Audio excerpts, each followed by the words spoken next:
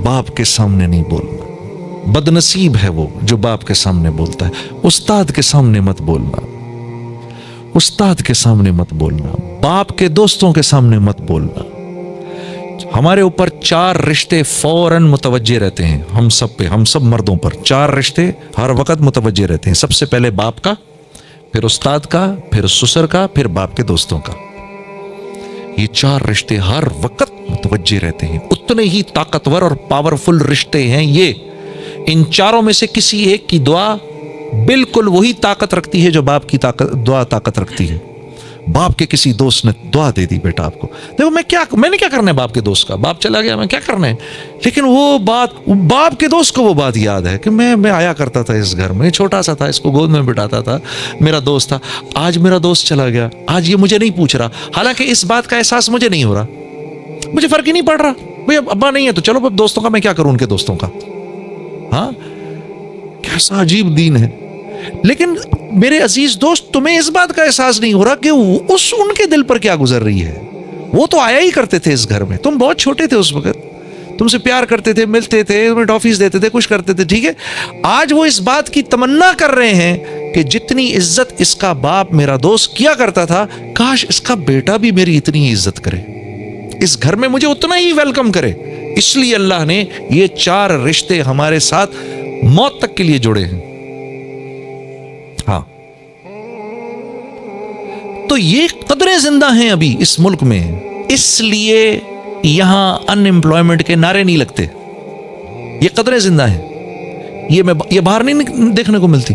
आप यकीन करो, जिस वहां भागने की आप तमन्ना करते हो, वहां आदमी आपके मुंह के सामने बैठकर खाएगा और आपसे नहीं पूछेगा।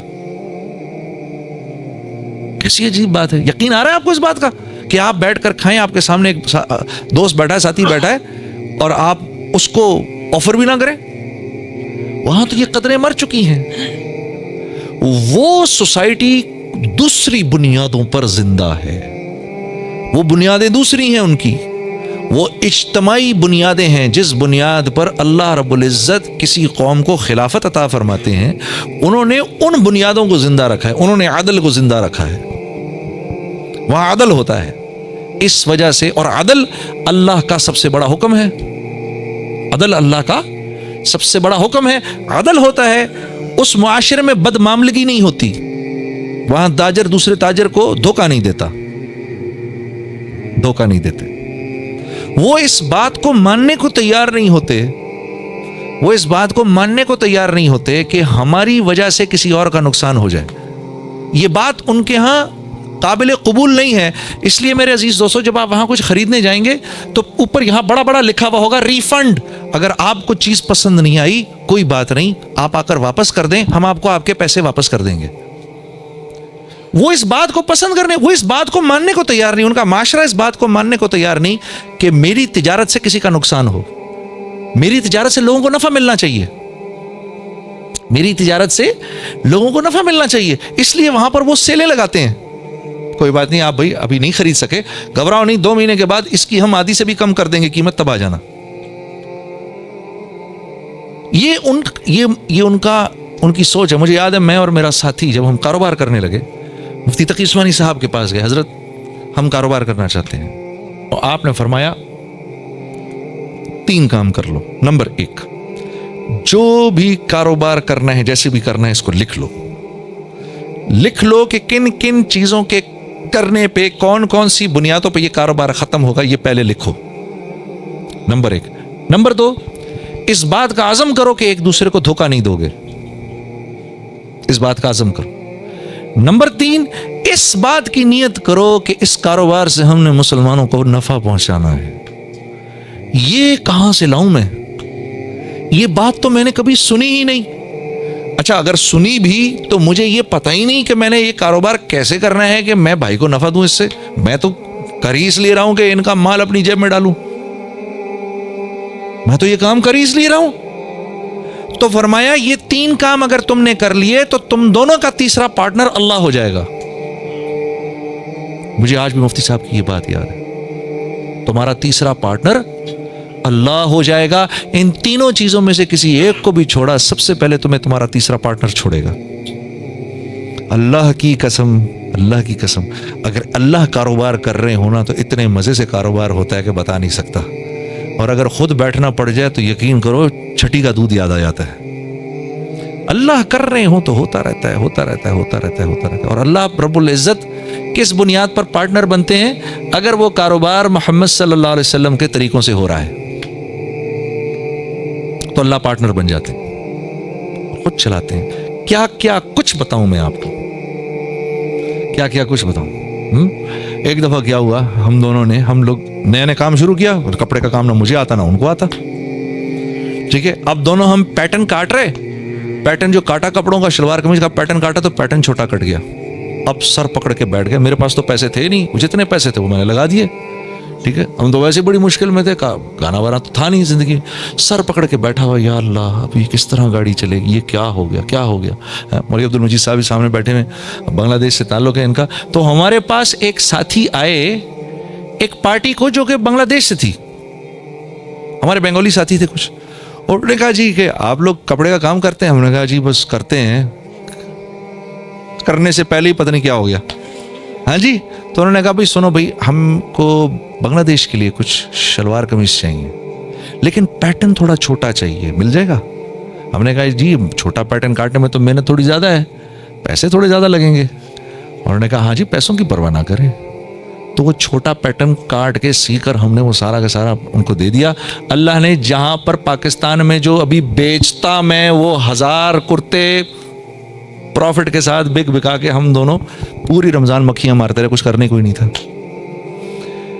تو جب اللہ پارٹنر بنتے ہیں تو پھر وَمَن يَتَّقِ اللَّهَ يَجْعَل لَّهُ مَخْرَجًا وَيَرْزُقْهُ مِنْ حَيْثُ لَا يَحْتَسِبُ ہو جاتا ہے. ہاں وَمَن يَتَّقِ اللَّهَ يَجْعَل لَّهُ مِنْ أَمْرِهِ يُسْرًا ہو جاتا ہے. پھر وَمَن يَتَّقِ اللَّهَ, ہاں, اور اللہ رب میرے سے جو ڈرے گا یکفر عنہ سیئاتہ ویعظم لہ اجرا. جو میرے سے ڈرے گا اس کو اللہ کی طرف سے, اللہ کہہ رہے ہیں جو میرے سے ڈرے گا 4 انعامات دوں گا اس کو, 4 انعامات دوں گا. سب سے پہلا یہ ہر مشکل سے نکال لوں گا اس کو جو مجھ سے ڈرے گا. یا اللہ, اے اللہ آسان بھی آسان نہیں اگر آپ اس کو آسان نہ کریں. اے اللہ آسان بھی آسان نہیں اگر آپ اس کو آسان نہ کریں. اللہ فرما رہے ہر مشکل سے نکالوں گا, یجعل لہ مخرجا ویرزقہ من حیث لا یحتسب. یہاں آ کے پھنس جاتا ہے آدمی, ادھر آ کر آدمی پھنس جاتا ہے. رزق وہاں سے دوں گا جہاں سے تو تصور بھی نہیں کر سکتا. اب کیا بولوں میں اس کے بارے میں؟ اللہ کہہ رہے تو تصور بھی نہیں کر سکتا, میں کہہ رہا ہوں نہیں اللہ ایسا کر, میوزک میں بعد میں چھوڑوں گا, پہلے تو ایسا کر میرے سارے سسٹم ٹھیک کر ادھر. یا اللہ پہلے بچہ دے دے, شادی بعد میں کروں گا. یا اللہ پہلے پیٹ بھر دے, کھانا بعد میں کھاؤں گا. پہلے پیاس بجھا دے, پانی بعد میں پیوں گا. میں اللہ کو یہ کہتا ہوں. اللہ کہہ رہے ہیں دنیا دارالاسباب ہے, پہلے کر پھر کر دیں گے, پہلے کر پھر کر دیں گے. ہم تو اس کے بغیر بھی کر سکتے ہیں لیکن دنیا دارالاسباب ہے, پہلے بات مان پھر کریں گے, بات مان پھر کریں گے. ہاں ہم کہتے ہیں نہیں پہلے کر پھر کریں گے. یا اللہ دوائی بعد میں پہلے صحت دے. ہاں یہ نہیں ہو سکتا, یہ نہیں ہو سکتا. ہاں یہ دنیا ویسے نہیں چلے گی جیسا میں چاہتا ہوں. 6 ارب مل کر یہ کہیں کہ آج کے بعد ہم نے اللہ کی بات نہیں ماننی تو اللہ کی عزت میں اتنی سی کمی نہیں کر سکتے.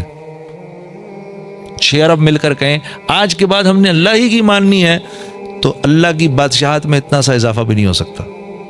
وہ تو ورا الورا ہے, غنی ہے, مستغنی ہم سب سے. ہاں اللہ غنی وانتم الفقراء, اللہ غنی وانتم الفقراء. فقیر تو ہم ہیں, 1 سیکنڈ کے 1000ویں حصے میں بھی اللہ ہم سے نظر ہٹا لے, سارا نظام برباد ہو جائے, ہم تو کہیں کے بھی نہ رہیں. سوتے وقت تک میں تو بھولتا نہیں ہم کو, ادھر سے ادھر, ادھر سے ادھر, ادھر سے کڑبڑ ہوتی رہتی, نہیں تو ہاتھ ہی سو جائے میرا.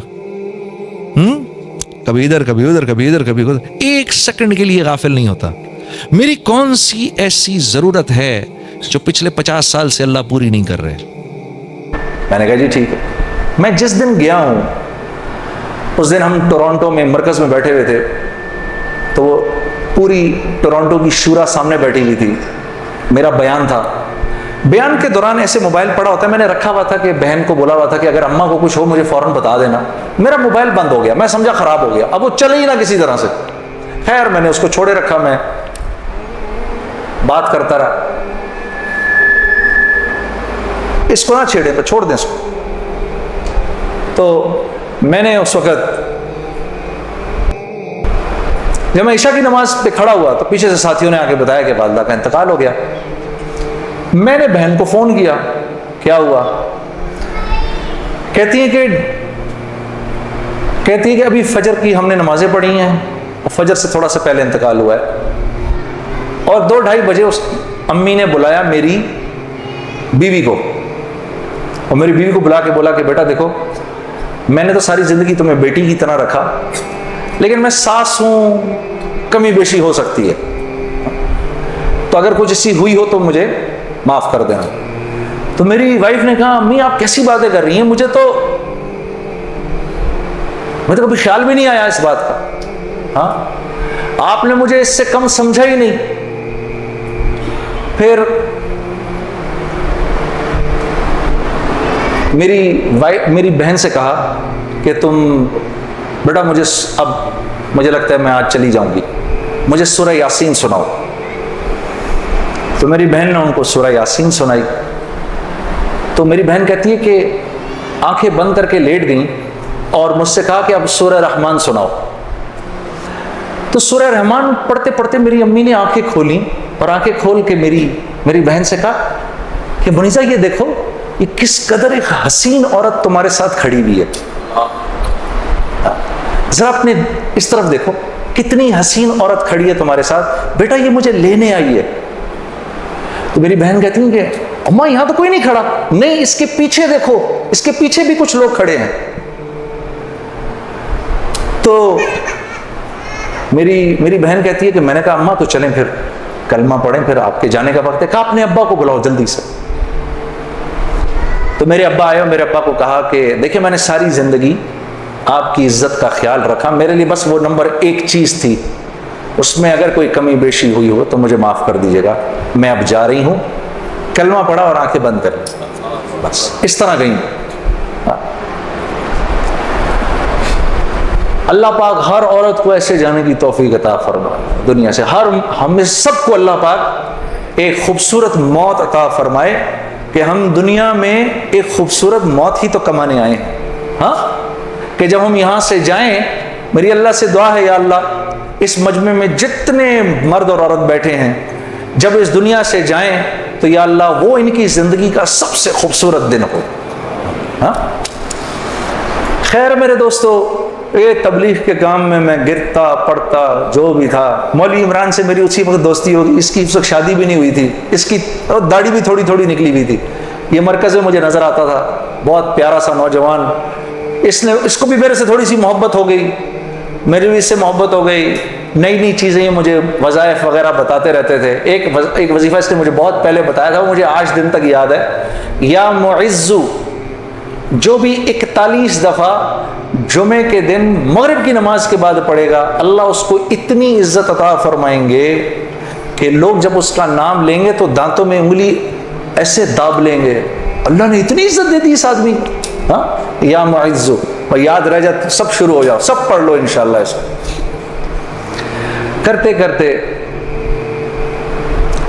میں نے آخر ارادہ کیا چلو جی میں اب 4 مہینے لگاتا ہوں، اب 4 مہینے پہ جانا چاہیے، کیونکہ دیکھو تبلیغ میں جب تک 4 مہینے کا کورس نہیں کریں گے اس وقت تک جو ہے وہ بات سمجھ میں نہیں آئے گی، ہاں داڑھی کبھی بڑھے گی کبھی چھوٹی ہو جائے گی، ہاں کبھی سر پہ ٹوپی آئے گی کبھی اتر جائے گی، 4 مہینے لگانے ضروری ہوتے ہیں، ٹھیک ہے، کام کو سمجھنے کے لیے، کیونکہ پہلے 40 دن جو ہے وہ دنیا کا جو ہے نا وہ رنگ اترتا ہے پہلے 40 دن میں، ہاں زنگ اترتا ہے پہلے، پھر اگلے 40 دن کے اندر تبلیغ کا تھوڑا رنگ چڑھتا ہے، پھر اس سے اگلے 40 دن میں کچھ اللہ کی معرفت نصیب ہوتی ہے، کچھ تعلق بنتا ہے جا کر، پھر اگر وہ جڑا رہے تو پھر اللہ اس کو سوسائٹی پروف بنا دیتا ہے، اس کے اوپر لوگوں کی باتوں کا اثر نہیں ہوتا. ہاں، پھر ایسے لوگ جہاں بھی جاتے ہیں ماحول بن جاتا ہے، خود بخود ہی ماحول بن جاتا ہے. اب میں نے ارادہ کیا جی 40 دن لگانے ہیں، میں اور 40 دن کا ارادہ 4 مہینے لگانے ہیں. میں نے اپنے دوست کے ساتھ مل کے ارادہ کر لیا. خیر وہ ہم کمزور، ہم نے مئی جون میں نکلنا تھا، مئی جون آیا، وہ تو نکل گیا، میں نہیں نکلا. ایک دن اس کا مجھے فون آتا ہے، یہ ہے جی 16 اکتوبر کی بات 2001.